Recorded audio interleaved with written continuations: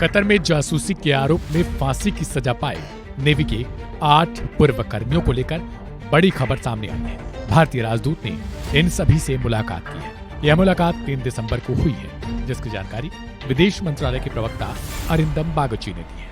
साथ ही विदेश मंत्रालय ने बताया कि प्रधानमंत्री नरेंद्र मोदी ने दुबई में कतर के अमीर से मुलाकात की है। हालांकि दोनों के बीच क्या बातचीत हुई, इस बारे में फिलहाल अरिंदम बागची ने जानकारी देने से मना कर दिया। अरिंदम बागची ने अपने बयान में कहा कि कतर में 8 भारतीयों को मिली फांसी के मामले में भारत ने अपील दायर की है, जिसे लेकर 23 और 30 नवंबर को 2 सुनवाई हो चुकी है। अगली सुनवाई भी जल्द होने की उम्मीद जताई जा रही है।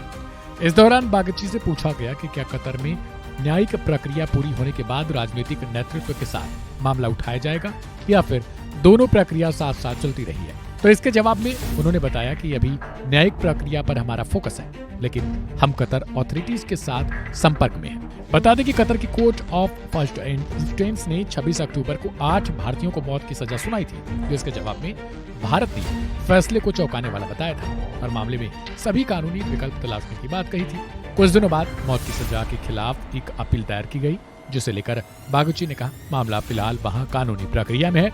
बता दें कि निजी अल देहरा के साथ काम करने वाले भारतीय नागरिकों को कथित तौर पर जासूसी के एक मामले में पिछले साल अगस्त में गिरफ्तार किया गया था। न ही कतर के प्राधिकारियों और न ही नई दिल्ली ने भारतीय नागरिकों के खिलाफ आरोपों को सार्वजनिक किया है। सुनवाते हैं आपको आखिर विदेश मंत्रालय की ओर से क्या कुछ कहा गया। Asked on that, you would have seen Prime Minister met the Emir of Qatar in Dubai on the sidelines of COP28.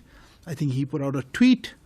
My understanding is that there's good conversation on the overall bilateral relationship as well as on the well-being of the Indian community, as he said. Look, as the Prime Minister's conversation with him, I have nothing further to add. He wanted an update on the case as such. There have been 2 hearings. As you know, we filed an appeal, as is from the families, and the detainees had filed an appeal. 2 hearings have since been held. One, I think, on the November 30th. The other was on November 23rd. I think the next hearing is coming up soon. We are closely following the matter and extending all legal and consular assistance. Meanwhile, our ambassador got consular access to meet all 8 of in prison on 3rd of December.